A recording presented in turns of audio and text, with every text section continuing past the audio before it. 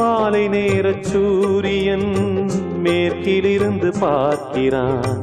வேலியோர பூக்களின் வசந்த கீதம் கேட்கிறான். அந்தி வெயில் வேளைதான் ஆசை பூக்கும் நேரம். புல்லின் மீது வாடைதான் பனியை மெல்ல தூவும். போதும் போதும் தீர்ந்தது வேதனை.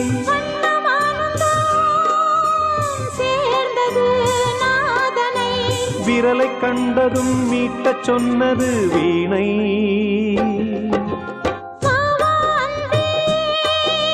பூஜை உண்டு, பூஜை கேட்க பூக்கள் ரெண்டு.